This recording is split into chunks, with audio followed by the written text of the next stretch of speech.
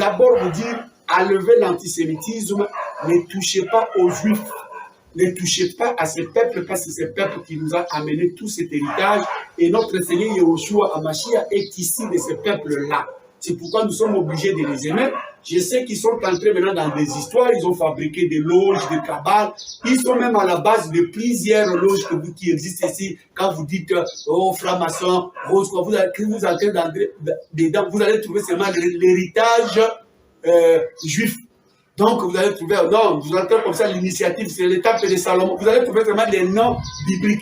Et quand vous trouvez des baptêmes, en franc-maçonnerie ou tout ça, ils baptisent au nom du Père, c'est vraiment des représentations que le christianisme est un mélange comme ça, on a fabriqué un christianisme, donc un mysticisme laïque, où ils ont pris seulement ce que les Juifs avaient, ils ont pris le christianisme, ils ont essayé un peu de fabriquer maintenant un mysticisme laïque, et ils ont trouvé aussi d'autres petites sagesses chez les bouddhistes, c'est-à-dire chez les bouddhistes, chez les chinois, tout ça, ils ont mélangé, ils ont fabriqué à mort, à ciel mystique, de la rose, quoi, ils ont fabriqué franc-maçonnerie, ils ont fabriqué des choses, mais en réalité, tout vient des Juifs et tout vient des chrétiens.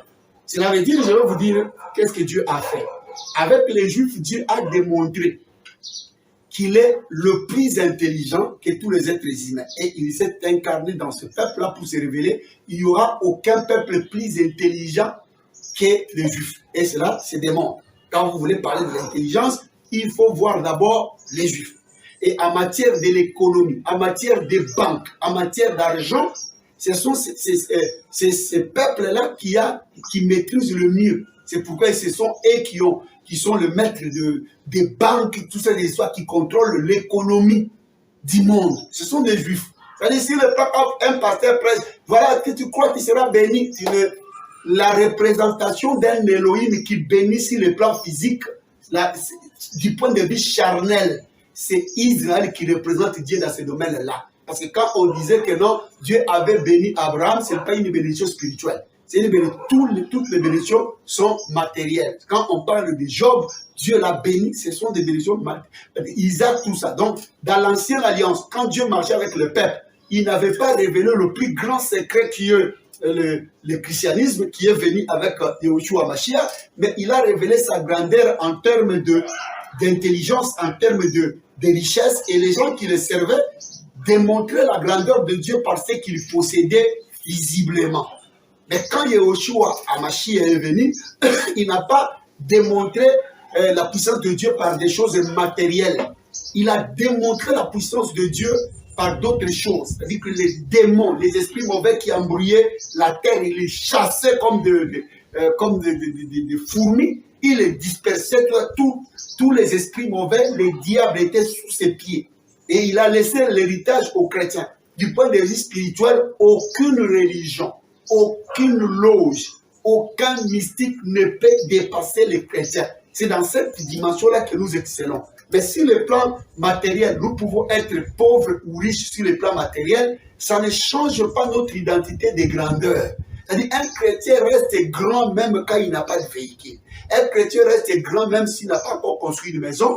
Donc on doit craindre les sorciers, les féticheurs, le marabout, les occultistes, le monde des ténèbres, le démon, Satan ils doivent craindre les chrétiens parce que c'est dans la dimension spirituelle. Un chrétien espère à des choses plus grandes que le véhicule, les habits, tout ça, les choses de ce monde. C'est pourquoi un chrétien, même s'il mourait sans construire une maison, il ne part pas avec un regret en disant « je n'ai rien fait sur la terre ». Donc la grâce que nous avons ici, Christ dit « je pars » parce que lui-même ne s'est pas construit une maison ici et les apôtres non plus. Donc si nous cherchons dans les vestiges chrétiens, nous ne trouverons pas des bâtiments des apôtres ou bien des églises grandioses ou bien des grands bâtiments qu'ils ont dû construire. Non.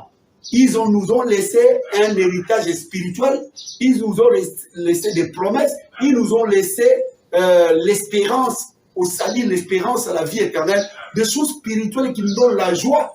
Notre joie ne dépend pas des matériels, notre joie ne dépend pas des véhicules. La Bible dit Christ est notre paix. Cela veut dire quand nous avons Christ, nous avons la paix. C'est pourquoi la plupart des personnes qui étaient riches à l'époque, quand le christianisme avait commencé, la plupart ont renoncé à leur richesse pour la grâce ici. Beaucoup sont allés construire des monastères pour rester éloignés des êtres humains entrés dans la prière toute leur vie. Il y a des gens qui vendaient leur maison, ils prenaient tout l'argent, ils déposaient au pied des apôtres pour qu'on partage à tous les chrétiens, et lui dort avec les autres. Donc il n'y avait pas cette envie-là de bâtir des bâtiments comme si on restait, parce que les gens espéraient un autre monde, ils espéraient un truc nouveau. Il n'y a rien plus que ce que nous espérons. Il n'y a rien plus que ce que nous attendons. C'est pourquoi notre guerre, nous ne pouvons pas nous entretuer à cause des postes. Et quand tu arrives quelque part, tu es ministre des chrétiens, tu veux terminer tout l'argent de l'entreprise qu'on t'a donné. Parmi tous ces ministres qui volent ici, des chrétiens qui ont des pasteurs, mais qui donnent des dîmes à leurs pasteurs, qui achètent des maisons, qui leur achètent des histoires, et les pasteurs ne leur disent rien, tout simplement parce qu'eux aussi gagnent sur cette terre ici. Mais vous ne savez pas que ces ministres-là sont en train de détruire des familles, de détruire des rêves. Et quand il va quitter, il laisse un bâtiment presque archaïque, un bâtiment détruit, où il y a des chaises sont à pêle-mêle, tout ça des histoires. Il laisse un bâtiment comme ça, mais lui-même a des maisons en Europe, tout ça des histoires. Il pense que ben, un jour il vieillit, il laisse les enfants commencent à vendre ça comme des cacouettes. Aujourd'hui, si vous demandez à la famille Bouboubou, tout ce qu'il a fait, où sont ces maisons-là, ils ne savent pas d'autres montants d'argent, ils ne savent pas où est parti des milliards dont parlaient les Occidentaux. Tout ça, ils ne comprennent pas qu'est-ce qui se passe. Maintenant, qu'est-ce qu'ils ont fait ici? Mais il y a d'autres immeubles qui sont en Afrique d'ici, d'autres confisqués, d'autres ravis par les banques. Tout ça, soit, mais ici au Congo, ils n'ont rien fait. Maintenant, il faut rebâtir tout ce qu'ils ont commis comme désordre ici, tous ces politiciens qui pouvaient tuer comme ils voulaient, qui pouvaient s'enrichir comme ils voulaient, mais ils sont où là? Les Kabila sont arrivés, le Kabila père est parti, le fils est arrivé ici, il a fait ce qu'il pouvait faire, mais il est là. Il n'a pas pris tout le Congo. Mais regardez ce que ces gens-là laissent. Mais avec notre frère, officiellement, le président de la République chrétienne, je ne dis pas que quand vous êtes chrétien, cela veut dire que vous allez christianiser tout le Congo. Donc non, les dieux, comme les gens disent, oh non, les dieux du Congo, Dieu, ça n'existe pas. Il n'y a jamais eu un Elohim de Congo. Sur toute l'étendue de la terre, il n'y a que ce peuple ici qui est appelé le Dieu des Hébreux, le Dieu d'Israël. Donc, en dehors d'Israël, parce que l'Israël, même les territoires leur a été donnés par Elohim. Les superficies ont été données par Elohim. Cela veut dire, c'est la terre d'Elohim. Il a pris, les enfants disent, il les a amenés sur sa terre. Cela veut dire, c'est l'Éternel qui est la propriété de la terre d'Israël. Ce peuple-là est son Dieu. Il n'y a jamais eu le Dieu de la France, au Dieu des Français, Dieu de tout ça. Non, nous tous, nous étions des païens. Après Israël, Dieu a créé une nouvelle famille qui est constituée des Français, des Africains, des Américains. Cette famille-là s'appelle l'Église. En dehors de l'Église, Dieu ne peut pas être le Dieu d'un peuple. Donc vous devez vous battre avec l'intelligence et le cerveau qu'il nous a donné et vous allez vous battre pour développer votre pays. Ne comptez pas sur nos prières. Notre mission n'est pas là pour aider le pays. Donc nous pouvons prier pour le président. Si les valeurs chrétiennes l'aidaient à bien développer le pays, ça serait une fierté pour nous les chrétiens. Regarde un chrétien qui dirige, mais là il y a de l'amour, il y a des ministres quand même qui distribuent bien de l'argent, qui partagent avec les autres, qui construisent, qui aiment leur pays parce qu'en eux, il y avait une valeur chrétienne qui a fait qu'ils ne puissent pas être corruptibles, qu'ils ne puissent pas être de voleurs. Donc, mais nous ne voulons pas que vous croyez que si on remplissait les stades, les choses vont se changer.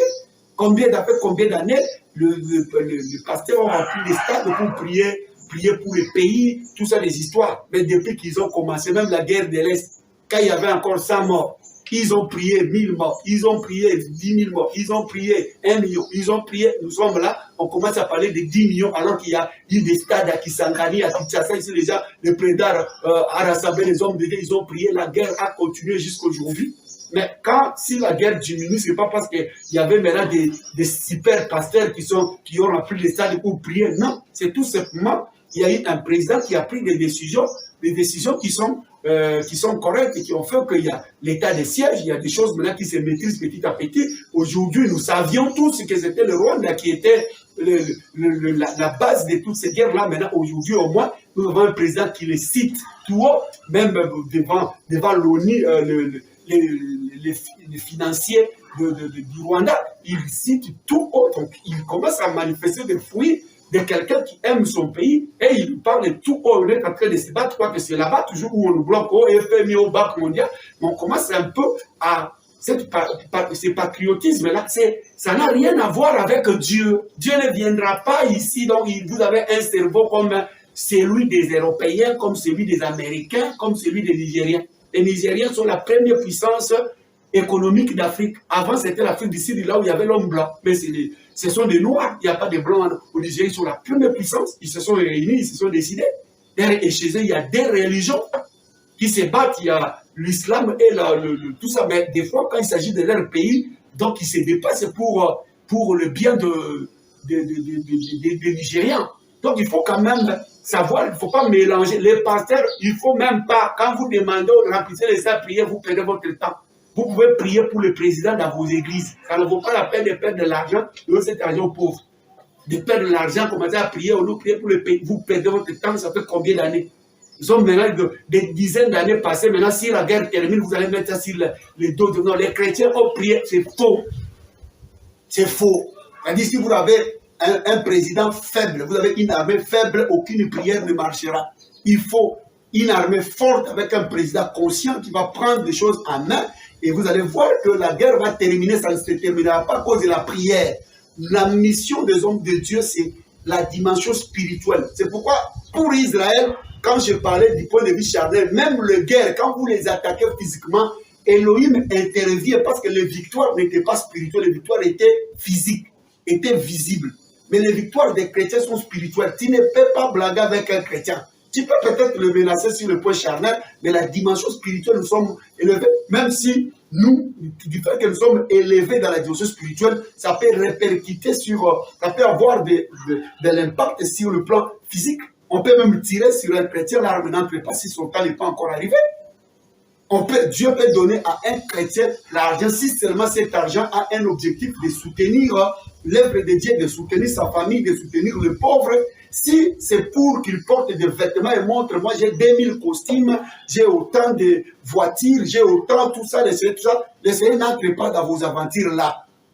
Le Seigneur n'est pas dans ces choses-là où vous commencez maintenant vous-même des chrétiens à prouver que moi je suis plus que l'autre, j'ai acheté beaucoup de voitures plus que l'autre. Le Seigneur n'est pas dans vos aventures. Vous ne pouvez pas. Même dans vos histoires où vous tuez, vous commencez à tuer. Oh non, tous les sorciers, nous allons prier aujourd'hui retour à l'expéditeur. Ce sont des enseignements sans amour qui n'existaient pas. Si on n'avait pas prié pour toi aujourd'hui, tu ne seras pas chrétien. Alors si quelqu'un avait prié pour toi, peut-être que tu étais impudique, tu avais couché avec une femme d'autrui, qu'il avait prié, Seigneur, je veux que cet homme meure, tu serais chrétien. Il faut prier pour des sorciers, il faut prier pour des féticheurs, il faut prier pour des occultistes pour qu'ils se convertissent, il ne faut pas les tuer avant. Heureusement, le Seigneur n'exauce même pas vos prières, ils sont toujours là. Les sorciers sont là. Et les prédestinés pour les salir, ces sorciers vont recevoir le Seigneur, nous allons les aider. Vous n'allez pas nous tuer toutes ces âmes-là, nous en avons besoin. Parce qu'ils ont été, d'autres n'ont pas acheté la sorcellerie avec l'argent. On les a fait du mal. Peut-être sa maman, peut-être sa femme, c'est quelqu'un à lui a donné la sorcellerie, il s'est retrouvé comme ça pour que le Seigneur l'aide à sortir. Mais vous voulez les tuer. Tous les sorciers de la famille, nous allons les massacrer. Tue-les, tout celui qui te fait du mal. Non. Notre évangile, ce n'est pas le œil pour œil, dent pour dent. Il dit priez pour vos ennemis et bénissez ceux qui vous maudissent. Donc, ça dit que pour nous, nous avons besoin que ces âmes-là retrouvent les salis. C'est pas la même. C'est pourquoi, vous voyez le mal d'être, de ne pas être des ministres, des prophètes qui arrivent comme ça, ils croient que bon, voilà, aujourd'hui on va seulement tuer les sorciers. Aujourd'hui on va être celui qui te pense mal, que ça retourne compte. Ce n'est pas le christianisme. Ces messages-là n'existent pas. Nous nous aimons. Surtout ceux qui n'ont pas encore pris le mauvais, les gens qui sont encore dans le péché, nous devons les aimer plus que même ceux qui sont déjà sauvés. Nous devons prier pour ces gens-là pour qu'ils se convertissent. C'est pourquoi vous ne vous occupez pas des choses spirituelles. Tout ça, parce que c'est lui qui t'a bloqué comme tu n'as pas l'argent. Quand tu n'as pas l'argent, vous cherchez des raisons. Même votre maman deviendra sorcière. Aujourd'hui, les résultats de tous ces mouvements, des combats spirituels, ce sont des enfants de la rue que les parents ont chassés leurs propres enfants parce qu'ils ont appris que ces enfants étaient sorciers. Ils ont mis les enfants dans la rue. Si vous demandez, 80% des enfants qui sont à la rue, ils ont été chassés par l'église. Parce que les parents ont entendu un évangile du combat spirituel. Il y a eu des familles qui ont chassé le membre de leur famille parce que selon un enseignement, ils étaient des Jonas. Vous voyez, quand Jonas est arrivé dans le bateau, il y a eu des malheurs. Vous pouvez recevoir des gens dans votre famille comme ça. Vous étiez bien, les choses, tout ça. Vous avez Christ en vous. Vous avez le Saint-Esprit dans votre maison. Quelqu'un arrive au lieu que la personne soit influencée par votre onction, par votre enseignement. Maintenant, c'est sa sorcellerie, tout ça qui vous influence. Vous devez les chasser. Vous croyez que vraiment, si vous connaissez la parole, chasser un sorcier loin de vous et vous épargne du danger. C'est quel évangile, mes frères et sœurs? Il faut qu'on se le dise. S'il y aura des gens qui vont perdre leur temps dans les combats spirituels qui continuent. Mais vous ne pouvez pas. Maintenant, il y a eu des gens, ils ont chassé leurs frères, ils ont chassé leurs mères, parce qu'ils ne prient pas dans les combats spirituels sur les Jonas, qui vont leur amener le malheur. Ces évangiles-là, non. Nous arriverons, parce que nous avons parlé de l'Église et de l'enseignement de l'Église. Mais nous commençons déjà à sentir que nous avons déjà commencé à toucher ces points ici. Israël, c'est un peuple du point de vue physique, charnel, intelligence, force, réussite sur le plan physique, représente Elohim. Sur le plan spirituel, c'est l'Église. Et si, pour la vie, cherchons, l'apôtre Paul dit, contentez-vous de ce que vous avez. Si vous êtes cordonnier, vous n'avez pas beaucoup étudié, ne cherchez pas, ne croyez pas que la prière fera de vous un ministre. Il n'y a pas un ministre de la cordonnerie comme vous ici. Si au moins nous avons des entreprises de chaussures, on mettrait un ministre. Mais pour l'instant, un cordonnier qui n'a pas étudié, qui n'a pas de diplôme, n'espère pas par la prière des pasteurs devenir ministre. D'ailleurs, c'est de la tricherie. Quelqu'un qui a étudié, qui a terminé les études, c'est tout à fait normal, ce n'est pas un miracle pour qu'il soit ministre ou quoi que ce soit. C'est seulement parce qu'il y a la corruption, il y a tout ça, il faut qu'il soit l'enfant de tel, tout ça. Mais si ces choses-là terminées et que vous venez, il y a des offres, vous arrivez, vous montrez de quoi vous êtes capable, vous avez les postes, ça ne demande pas la prière. Dans des pays, l'Europe, partout où les choses ont évolué, les gens n'ont pas besoin de prière pour trouver du boulot. Vous n'allez pas dire qu'ici, il y a plus de démons qu'en Europe. Je vais vous dire, vous vous trompez. Les démons géants n'habitent même pas ici. Et puis même Satan, quand vous dites, vous priez, vous croyez que Satan va faire quoi au Congo? Satan va faire quoi au Nigeria? Satan va faire quoi dans ces pays-là, tout ça, les soirs? Satan habite, il y a des villes où vous pouvez trouver. Il n'est pas omniprésent, il n'est pas omniscient, il n'est pas partout au même moment, mais il a des travailleurs qui sont partout, qui peuvent être au Congo. Si Satan arrive, vous visite une semaine dans votre pays, mais c'est du scandale. Il y a des pays où, des villes où si vous arrivez comme ça, vous vous dites, oui, Satan habite ici. Si vous allez à New York, vous voyez d'abord, comme il ressemble, c'est un astre brillant, vous voyez la ville qui brille, vous voyez le péché, c'est-à-dire à une dimension où vous ne pouvez pas comparer ici, dire qu'ici il y a plus de démons, ici vous devez couper les histoires, tout ça, ça n'a pas de sens. Donc vous devez avoir la foi. Donc le problème, d'abord, je voulais enlever l'hypothèse qu'on soit contre le juif. C'est un peuple qui a montré la différence dans toute la dimension. Et du point de vue scientifique, quoique les sciences existaient dans les temps, mais quand nous lisons les Tanakh des Juifs, nous comprenons qu'ils étaient en avance. Par exemple, sur l'évaporation, vous lisez le livre de Job, vous allez trouver les Job, Jérémie, vous allez trouver les enseignements sur l'évaporation, comment quand la chaleur pique, l'eau se transforme en gaz, et puis ça monte, ça forme de nuages, et puis la pluie retombe. Ils expliquent que ça scientifiquement correct.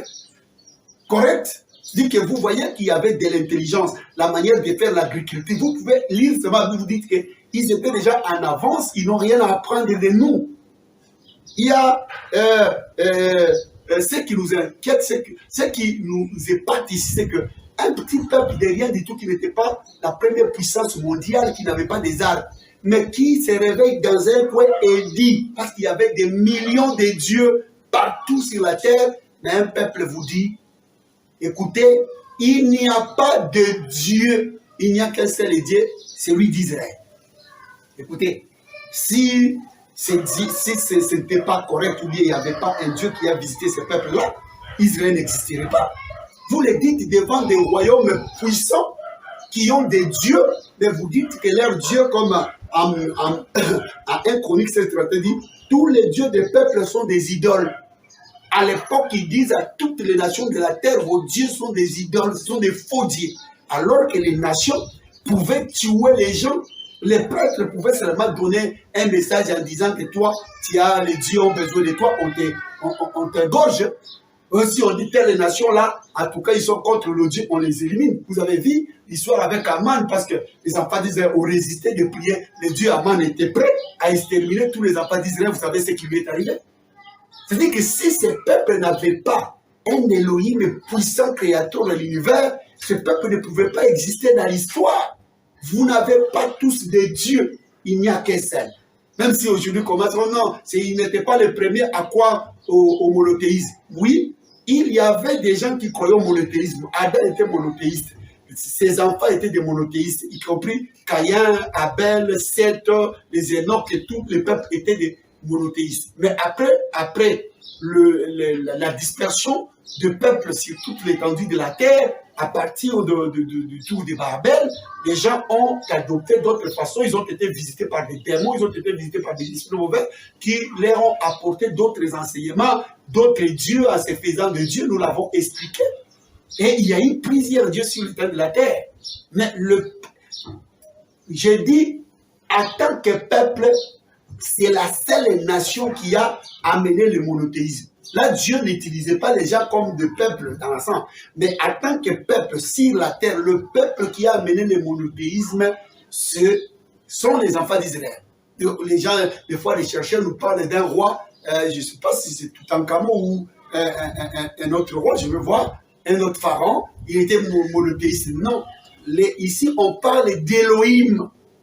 On ne parle pas des gens qui adoraient des pierres, qui adoraient tout ça. Les pharaons dont vous faites allusion adoraient le soleil. Un astre parmi des centaines de milliards de galaxies et des centaines de milliards d'étoiles dans chaque galaxie. Vous adorez un soleil et vous dites que c'est votre Dieu et vous voulez vraiment cette ignorance-là qu'on les compte aussi parmi un monothéiste qui priait un astre. Non, nous parlons d'un Elohim qui a parlé de Big Bang, avant que vous ne maîtrisiez ces choses-là. Les enfants disaient, croyez à la création de l'univers. Aujourd'hui, vous êtes d'accord que l'univers, c'est eux qui ont parlé en premier, qu'il y a eu un Elohim qui a créé. Vous disiez que l'univers était statique. C'est eux qui nous ont expliqué que l'univers n'était pas statique. Il y a eu un début, le Seigneur, c'est lui qui a créé. La Bible dit l'Éternel est un fait dévorant par une explosion. Vous dites qu'il y a eu création des choses et des choses organisées dès le départ. Ce n'est pas par hasard que les choses se sont organisées, mais c'était déjà calculé mathématiquement. Les choses étaient déjà ordonnées dès le départ. Mais les Juifs le savaient déjà, un petit peuple qui n'avait pas de sages comme en Égypte, qui n'avait pas de mages et tout. Un petit peuple qui dit Elohim, leur Dieu est l'unique Elohim.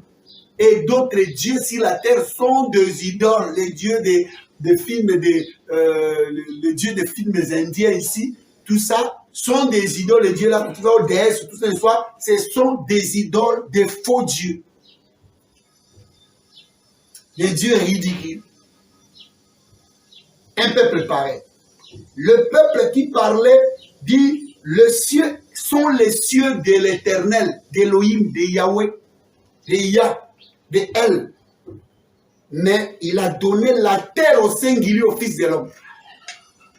C'est-à-dire pour dire que vous ne rencontrerez pas une planète semblable à la nôtre. Ça fait combien de siècles où vous cherchez, papa, nous avons vu, il n'y en aura pas parce que les Hébreux ont déjà parlé, parce qu'ils ont été visités par Elohim, le propriétaire de tout ça. Quand ils disent quelque chose, ça reste comme ça. Il n'y aura pas une terre comme la nôtre, où nous irons, nous arrivons, nous commençons à respirer normalement. Parce qu'ici, tout est calculé mathématiquement pour que l'être humain y vive. Il dit, les cieux sont les cieux de Yahweh. Il y a d'autres habitants qui habitent là-bas. Nous ne disons pas qu'il y a... Parce que quand vous faites des recherches, non, avec des centaines de milliards d'étoiles, des centaines de milliards de planètes, il est probable qu'il doit y avoir une planète habitable ou bien d'autres dimensions habitables. Nous vous disons, vous faites des recherches pour rien. On vous a dit déjà, la terre, c'est pour les fils de l'homme. Les cieux sont les cieux de Yahweh. C'est lui qui surveille tout ça. Et il vous a démontré que vous ne saurez pas, vous n'allez pas entrer en contact avec ces gens-là. Ce sont des gens d'une autre dimension, ils ne sont pas humains. Vous ne respirez pas le même, vous ne pouvez pas vivre dans le même endroit. Moi que tu te tu atteignes une dimension qui peut te permettre, que l'Élohim te permette que tu atteignes une dimension où tu peux aller dans des mondes tels que Paul est allé jusqu'au 3e ciel. Donc il faut que tu atteignes une dimension de spiritualité extraordinaire. Mais la terre, il n'y en a qu'une. Vous n'en trouverez pas dans d'autres dimensions. Vous n'en trouverez pas ici. C'est là où l'être humain vit. Il ne vivra pas en dehors. Si vous venez là-bas, vous aurez des scaphandres, vous aurez des histoires, vous mettez un peu tout ça. Vous n'arriverez pas parce qu'à un certain moment, par moyen, la production vous sera impossible et vous allez retourner sur la terre. Une terre qui vous a été donnée. Arrêtez tout ça, tout ce que vous faites. Vous, si vous dites qu'il doit y avoir, nous vous disons qu'il y a des habitants. Les cieux est habité. Des planètes dans les cieux sont habitées. Il y a même des endroits où vous pouvez arriver, vous croyez qu'il n'y a pas de personnes, parce que votre dimension charnelle ne peut pas entrer. Parce que si quelqu'un meurt, il quitte cette enveloppe, lui est capable de nous voir. Il vit, il est en mouvement, il marche, il piétine même ses sols ici. Il entre partout, mais vous êtes incapable de le voir. C'est-à-dire, arriver dans une planète et trouver vide ne veut pas dire qu'il n'y a pas des gens qui habitent là-bas. C'est seulement, il peut y avoir des gens, mais les dimensions sont différentes. Ça peut faire qu'il y a des gens, mais vous ne le voyez pas. Même s'il y a des démons qui vivent dans cette planète-là, tout ça, des histoires, ils ont des maisons, ils ont des tout ça. Vous n'allez pas voir parce que c'est une autre dimension. Mais pour votre information, il y a des habitants de cieux. Parce que c'est l'Écriture dit, quand les diables étaient précipités, il dit, réjouissez-vous cieux, et vous qui habitez le cieux. Donc, il y a des habitants des cieux, au pluriel. Ça, on ne parle pas d'abord des anges qui sont tout autour de Yahweh, dans la dimension la plus sainte, je dis que la dimension la plus extraordinaire, mais les cieux sont habitables. Habitables.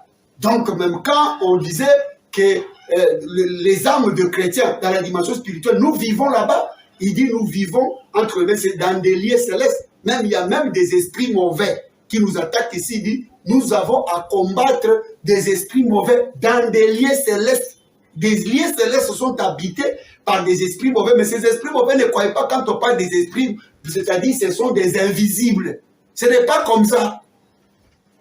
Les esprits peuvent se matérialiser. Vous pouvez le voir. Si vous atteignez une dimension, vous pouvez voir un esprit se mettre devant vous. Vous parlez, vous saluez.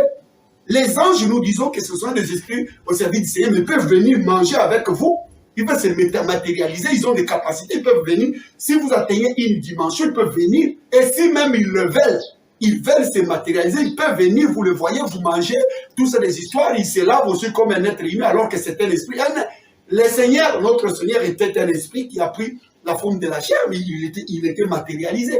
Donc, c'est-à-dire que même quand il était ressuscité, il avait un corps glorifié, mais il était visible. Il n'était pas... L'esprit, comme vous le comprenez, nous allons encore vous expliquer. Esprit, c'est tout simplement une autre dimension des choses, une autre dimension de vie. Même un chrétien a une certaine dimension, ce n'est pas un humain. C'est un esprit, parce qu'il peut commencer à faire des choses, même avec son propre corps, on ne comprend pas, il peut disparaître, il peut marcher sur les eaux, il peut faire des choses là, il a atteint la dimension où il n'est pas un homme normal, il est esprit, parce qu'un chrétien d'abord c'est un esprit, mais qui a une enveloppe, mais il peut développer les capacités jusqu'à ce que son esprit, son corps soit un avec l'esprit et faire des choses comme l'esprit disparaître. Il peut même être là, vous ne le voyez pas, un chrétien peut le faire. Donc, nous allons vous expliquer dans la suite comment les choses évoluent. Vous pouvez atteindre des dimensions. Vous n'avez pas le temps de craindre des sorciers et tout ça. Ce n'est pas de notre niveau. C'est pourquoi quand quelqu'un, seulement vous le voyez, il parle bien ou bien il enseigne bien, il doit être dans les mystiques. Si vous voyez seulement un truc, vous craignez tout. Et vous ne changez pas, vous êtes toujours des pauvres. Vous craignez tout ça. Et bon, vous voyez les Léviathans. Vous êtes toujours pauvres. Parce que vous craignez tout. Nous, on n'est pas dans ces niveaux-là. On n'a pas le temps de parler de Satan, des démons, des occultistes que vous craignez. Moi, non. Et nous, la famille chrétienne, non. On ne craint pas ces choses-là. La Bible dit, ne craignez pas ceux qui les craignent. N'appelez pas conjuration, c'est que ce peuple appelle conjuration. Moi, je ne crains pas ce que vous craignez. Donc, j'ai la foi au Seigneur, il me prendra quand il le voudra. Je n'ai pas le temps de mélanger quoi que ce soit. Je n'ai pas le temps qu'on me promette des milliards pour que j'abandonne cette voie ou bien que je sois... Moi, j'enseigne la parole depuis que je suis jeune, on me connaît comment je suis. Et puis après, je vais augmenter quoi s'il sait que je parlais. Et d'autres personnes disent, mais tu deviens un peu trop scientifique, tu introduis les choses, tout ça. Mais avant, tu étais direct spirituel, tu pouvais développer une critique. Je suis la même personne, mais sauf que j'ai évolué, j'ai augmenté encore. C'est pourquoi je suis en train de prendre les touches. Je ne m'adresse pas seulement à vous, je m'adresse aux athées, aux païens. Je suis en train de ridiculiser et les occultistes et tout ça. Expliquer les choses comme il le faut pour que vous n'ayez même pas envie un jour d'aller consulter un féticheur, un marabout, tout ça, soit un chef ou un moualim, ou bien un occultiste, ou bien un rose-chrétien, ou tout ça. Vous n'avez pas le temps de le faire. Vous êtes des chrétiens, vous êtes au-dessus. C'est à aide de vous craindre. Si vous recevez un visiteur sorcier, c'est lui qui va fouiller votre maison. Ce n'est pas à vous de dire non, non, non, non, c'est un Jonas, c'est tout ça, il faut chasser le membre de famille, il faut qu'il croie et tout ça, vous créez mal vos religions. Ça sont vos religions. Vous voulez seulement gagner tous les membres de la famille, donc obligez les membres de vos églises à gagner tous les membres de la famille s'ils veulent être aidés. Donc s'il a un peu d'argent, il doit obliger tous les membres de sa famille de prier pour qu'ils puissent les aider. Ça, c'est de la malhonnêteté, puis c'est de la tricherie quand même. On doit être honnête là-dessus.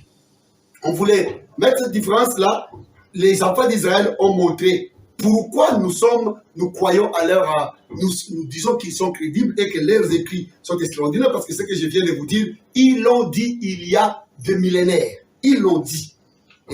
Donc, il y a par exemple Ésaïe 34, verset 4 qui dit « Les cieux sont roulés comme un rouleau. » C'est-à-dire que le Seigneur peut rouler les cieux comme un rouleau. Aujourd'hui, vous avez la matière noire où Dieu, si